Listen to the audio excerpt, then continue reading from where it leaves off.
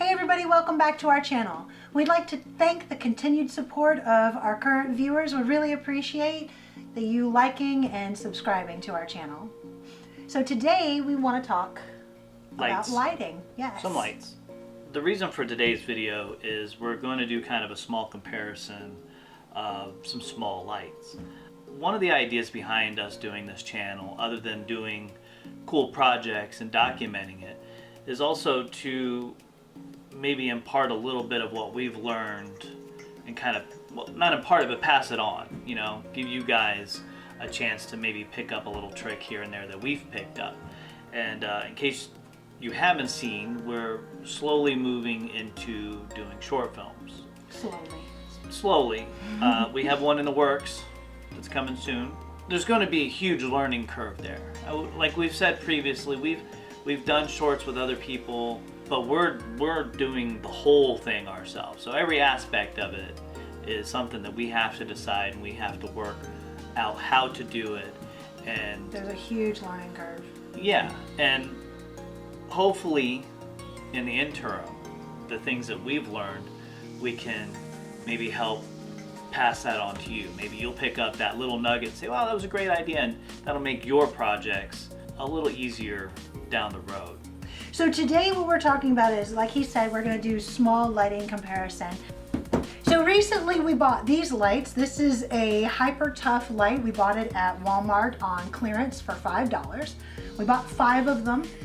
That's got a neat little stand here. It's got a clip on the back with magnets, even though you can't put them on a light stand just yet, but that's easy peasy. Yeah, you'd have to do a little modification. Modification to them. So we bought these because we wanted to use them for the little short film that we did in quarantine. You may have seen it, where we put these lights in the windows. As you can see here, they had some yellow gels on them. We wanted to add a little bit of accent to the windows in the background to create kind of a cool set. Unbeknownst to us, after a little while of being in those windows, what happens is they start flickering, even though we didn't see that until later. Editing. Yeah, until post. And I'm not sure if it was all of them. We bought 5 of them. And maybe it was just the specific camera that caught it. I'm not sure, but I did find that more than one of them did start flickering very noticeably, ruining the shot noticeably. Had we caught it earlier, we would have just reshot all of that. Yes. But again, it's not a very expensive light. Amazon has them still brand new. They're $14.95. I think they're $15. So brand new. They're not expensive. They're very inexpensive in terms of the amount of light that you're getting for. And what we were thinking they'd be useful for is accent lights. You know, you see people have them in their shelves behind a knick-knack or whatever, and it just adds a little bit of extra illumination. Yeah, in the background, gives a little more depth and a little more fun. So we thought that these would be useful for that. Now, they do, however, work really well for camera still shots. Yeah, as you can see here, with the pen and the still life that we have here available. These are actually set up all around the room, and the can. This is the background of that light, and I kind of rigged a little slimming. I just wanted to cut down the throw of it.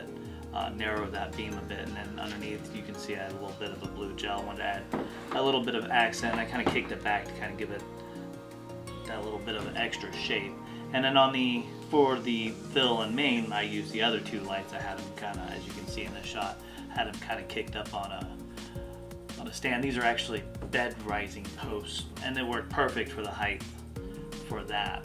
So the moral of the story of these lights is you don't have to spend a lot of money because they do have their uses, but you also want to know their limitations before you start doing the short film or the video. So these are especially really if you're great on a deadline. Yeah, especially if you only have a week to do the video. Yeah. So that's really good. Now, we did, however, because of that purchase. Yeah, we got this little guy. It's the Aputure AL-MX.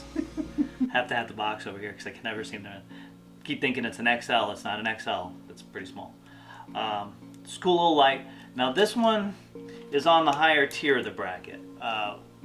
When she first suggested that we do this comparison video is when we purchased these lights. These ones run about 150 bucks a piece. They do. There for this brand, there are ones in the middle. Now we didn't go with these to get the most expensive ones. I know a lot of people, that tends to be the first thing you want to go for, is the most elaborate, the most expensive, and that really wasn't what we were thinking. Two things is what we were thinking. We wanted something that we knew wasn't going to flicker. Yes. And we wanted something that we could get in a reasonable amount of time. As we all know, going on right now, it's taking a month to get anything. So we got these from B&H. All the mid-level ones, the $50 ones, I think there's someone it's in between yeah. the it's price. Like a 50, 100, 150. Something along that line. And then they go all the way up. They're all sold out. So even getting from B&H wasn't an option. We wanted these for the shoot that we were doing for the little teaser trailer that we did recently. That whole teaser trailer was shot with this and another one set up on a stand. Set up on a stand, yeah. It was actually two of these, so we got two of these. We used one for the down light and then one for kind of a fill. And then the third light was an old light that we had. We'll talk about that towards the end. This is pretty cool. No flicker, obviously. Yes. They have two separate diffuser panels. It's magnetic, and you can stack them. Color, temperature adjustable, as well as five levels of brightness adjustable. Plus they have the built-in screw mount, you know, for your, I think this is a 3/8 mount, which you can, it's a standard mount. And what's kind of cool about this one is also came with the ball head, cold shoe adapter. So that right there is just something less that you don't have to buy. You know, a lot of things like these things work. To really make them work, we're gonna have to tap the bottom, be able to screw it down. You know, I was in these pictures, as you saw just a minute ago, I had the Velcro straps holding it onto the little boom pole just to get them to use. Now you do that, you be a little inventive about it, but it does take extra work. A lot of this was already thought out. It's made for photography and videography. Yes. It's made for that, while these and anything that you're going to have to modify are not made for it. They're essentially a shop light. Yes.